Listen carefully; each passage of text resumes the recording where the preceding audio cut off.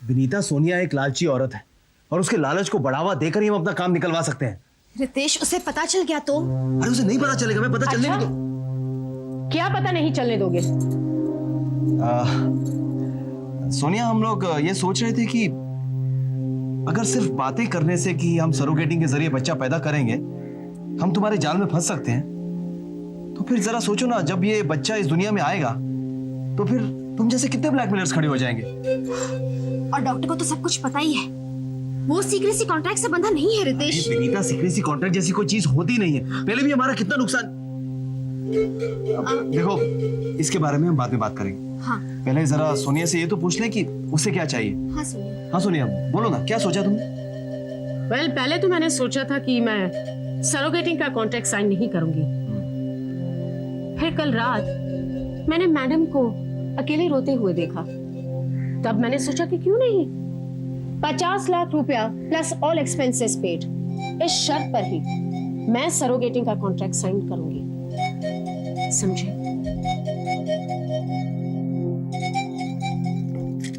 पापा, मेरे सुनने में यह आया है कि उन्होंने प्रिया को वापस भेज दिया है। हाँ। क्या वो रॉ मटेरियल की कंसाइनमेंट है कि उसे वापस भेज दिया?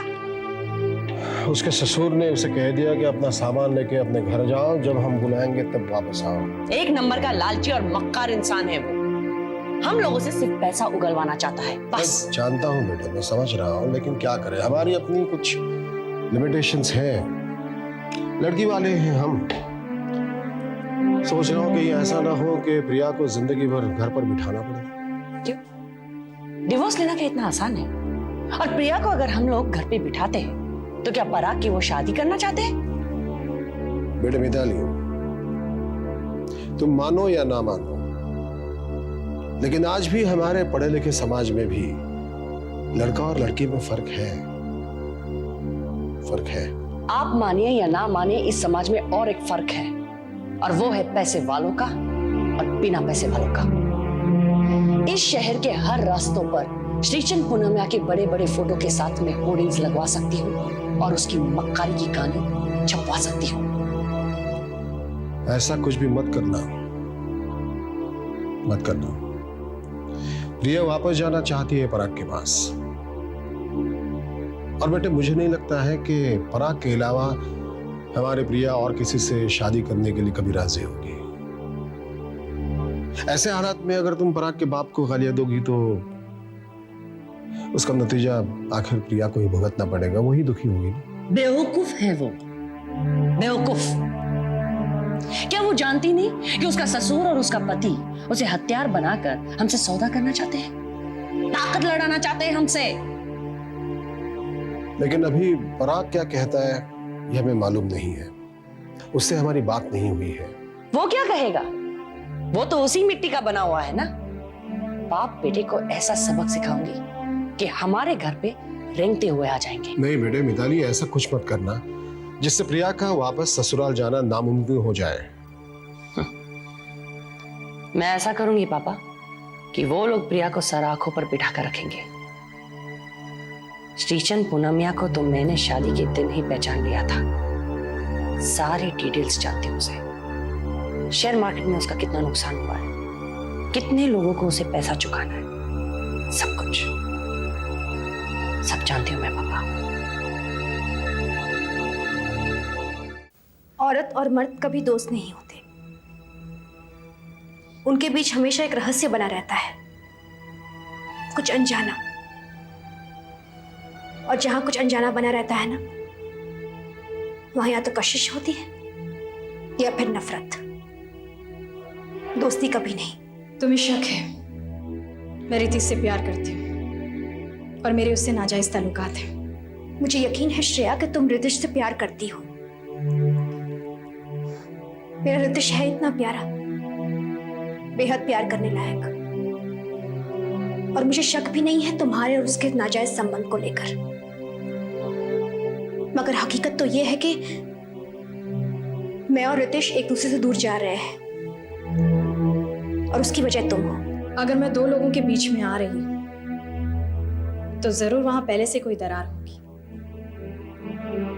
तुम अपने फेलियर की वजह मुझ पर क्यों थोप रही हो?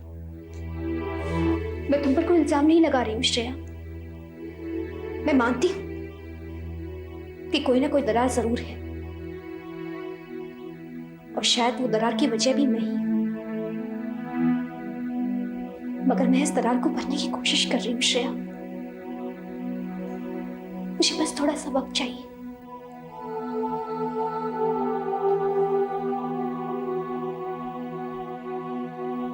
मैंने जानबूझकर कभी रितेश को नहीं जताया कि मैं उससे कोई रिश्ता कायम करना चाहती हूँ, या फिर वो मेरे साथ कोई रिश्ता कायम कर सकता है। मगर मुझे वो रिश्ता बनता हुआ दिखाई दे रहा है श्रेया। तुम्हें पता है, जब रितेश तुम्हें मिलकर आता है ना, तब उसे अपनी खुशी छुपाने की कोशिश करनी पड़ती है, और उसे वो खुशी देने का हक सिर्फ मेरा है। तो क्या चाहती हो तुम? मैं वो नौकरी छोड़ दूं, रितेश से दूर चली जाऊं? उस नौकरी से मुझे जो फायदा हो सकता है उसे भूल जाऊं? तुम्हारी खुशियों के लिए मैं अपनी खुशियां, अपने भविष्य को खत्म कर दूं? और क्योंकि तुम रितेश को बांध के नहीं रख सकती, मैं भिमानी इंडस्ट्री से दूर चली जाऊं। हाँ, मैं यही चाहती हूँ श्रेया। मैं यही चाहती हूँ कि जब तक मैं रितेश तक पहुंचने का फासला ना तय कर लूं, तब तक वो दूरी ना बढ़ा ले। इतना दूर ना चला जाए कि वो वापस ही ना लौट सके। मैं ये चाहती हूँ कि तुम उसकी पूरी दुनिया से बाहर निकल जाओ। Please please Shreya, please. तुम्हें क्या लगता है कि मेरी जरूरतों को पूरा करने से मुझे रोकने का हक है तुम्हें? नहीं विनीता, नहीं है। क्योंकि मैं नाजायज तरीकों से अपनी जरूरतें पूरी नहीं कर रही। मैं जायज या नाजायज का फैसला करने यहाँ नहीं आई हूँ श्रेया तुम्हारे पास। मैं सिर्फ अपना पति मांगने आई हूँ। अगर दे सको तो। और क्या कहूं?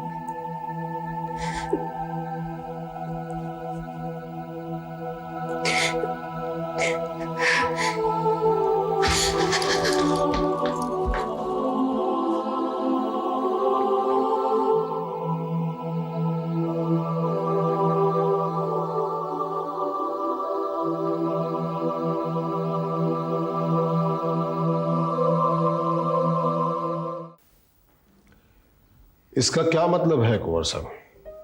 मुझे नहीं पता पापा, मैं तो बाहर वसूली पर था। और जब मैं घर वापस लौटा तो पापा ने कहा प्रिया यहाँ आ गई।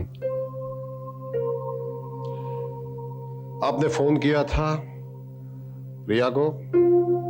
नहीं, मम्मी ने मुझसे कहा कि प्रिया यहाँ रूठ कर आई है तो वो खुद ब खुद वापस आ जाएगी, मुझे फोन करने की जरूरत नहीं है। और आपने फोन नहीं किया?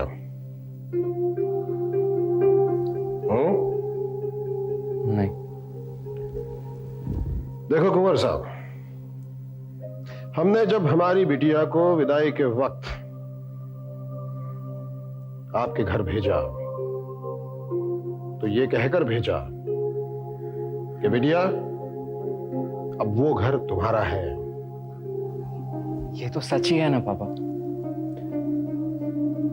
अब अगर कोई किसी को उसके खुद के घर से बाहर निकाल दे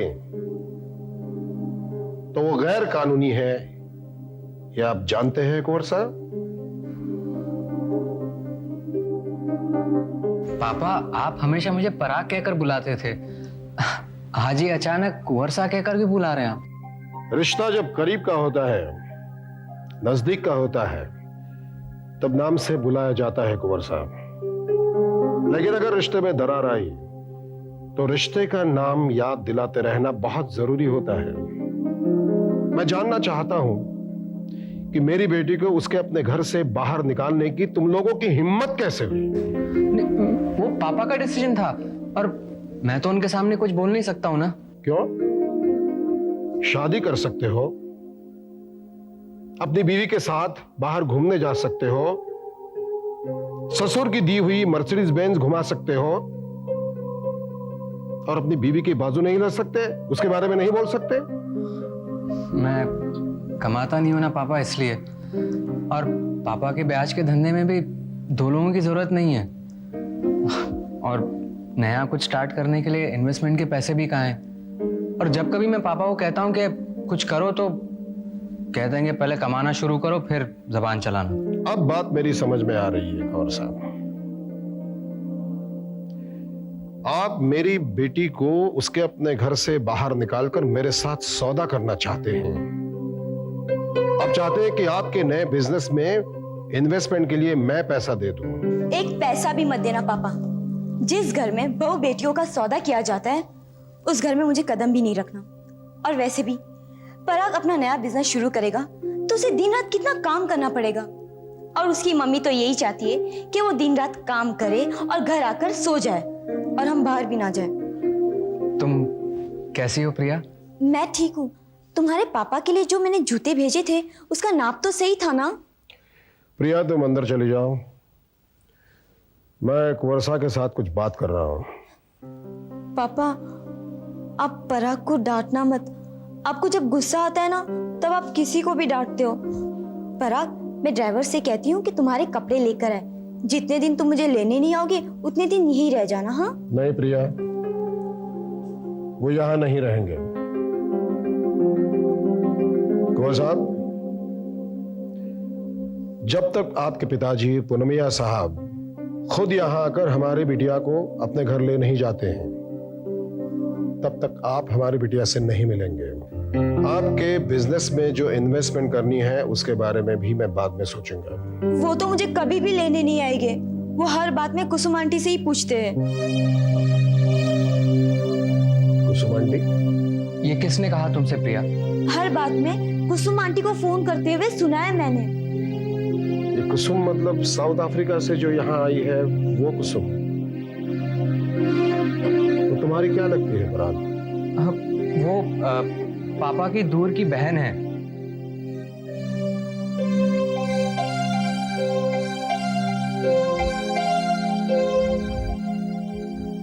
बड़े प्रिया, अगर पराग हमारे यहां रहना चाहता है तो ड्राइवर को बुलाकर उसके कपड़े मंगवा लो। वो यहां रहे, इसमें बुराई क्या है?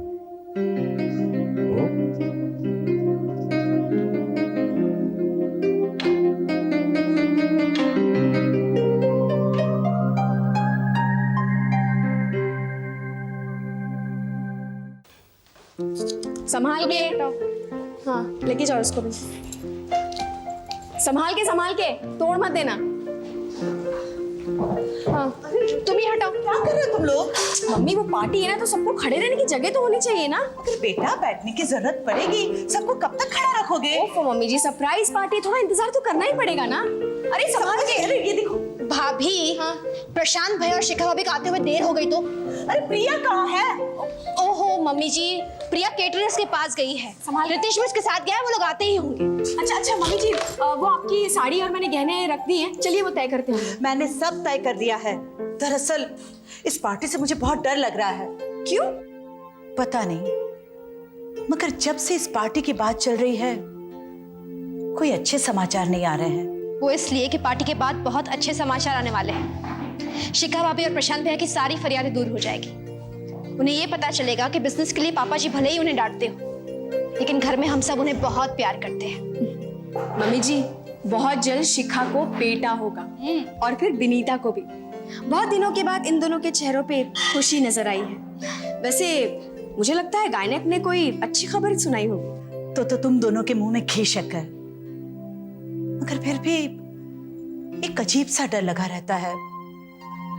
बहुत सालों से बहुत सुख देखे हैं हमने। हाँ कभी कभी तकलीफें आई हैं, मगर फिर भी ना तो लक्ष्मी ने हमारा साथ छोड़ा है न भाग्य ने। मुझे बार बार एक पनिये की कहानी याद आती है जिसने वरदान मांगा था कि उसकी 7 मंजिल की हवेली के सबसे ऊंचे मंजिले पर जब तक कांच की हांडी ना चढ़े भाग्य उसका साथ ना छोड़े। और एक दिन गलती से उसके बेटे ने सबसे ऊंची मंजिल पर कांच की हांडी चढ़ा दी। हांडी चढ़ते ही वो गिरते गिरते टूटते टूटते जमीन पर आ पहुंचे। रुचि, विनीता, जब भी कोई अच्छा प्रसंग आता है एक डर सा लगा रहता है। मैं कहीं अपनी जिंदगी की सबसे ऊंची मंजिल पर कांच की हांडी तो नहीं चढ़ा रही हूं ना? अगर वो टूटेगी तो। मम्मी जी ऐसा कुछ भी नहीं होगा, आप बिल्कुल भी चिंता मत कीजिए। आप अपने कमरे में जाके आराम कीजिए।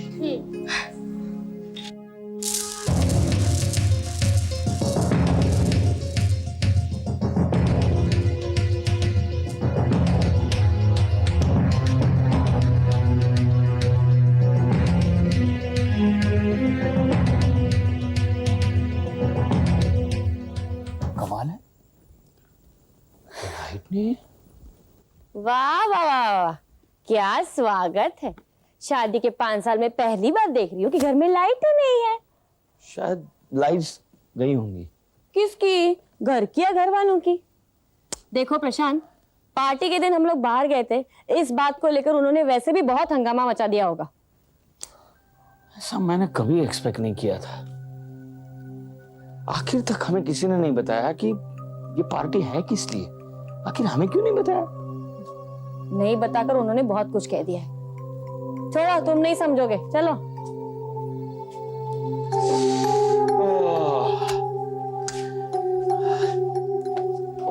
गॉड, ये पैसेज की लाइट्स की स्विच कहाँ है? ये रही, ये लो। अब जली ट्यूबलाइट तुम्हारे भेजे में। इस घर के लोग चाहते हैं कि हम इस घर को छोड़ के जल्द से जल्द चले जाएं। नीरंग, मिताली और रितिश की मिली भगत है, मैं अच्छी तरह जानता हूँ। अरे रितिश वही चढ़ाता होगा सबको, तुमसे जलता जो है। अरे बेवकूफ है वो, 1 नंबर का बेवकूफ है। क्या आता है उसे? हाँ? क्या आता है उसे? उस लड़की को घुमाने के अलावा कुछ आता है उसे?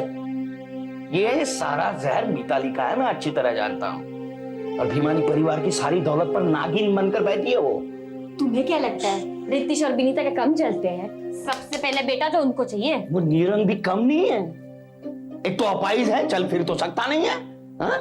ऊपर से अच्छा बनने की कोशिश कर रहा है। अच्छा, उसे लगता है सारी सिंपैथी उसे मिलेगी, हाँ? अपाइज होने के नाते, हाँ? मैं सब हड़प कर लूंगा, ऐसा उसे लग रहा है। लेकिन एक फूटी कौड़ी भी किसे हड़पने नहीं दूंगा मैं। ऐसे पत्ते फेंकूंगा कि सारी बाजी हड़प करके लेके जाऊंगा। तुमसे कुछ नहीं होने वाला। मैं ही लाइट ऑन करती हूँ। पहले से ही बोला कि वो औरत को ढूंढ के लाओ, लेकिन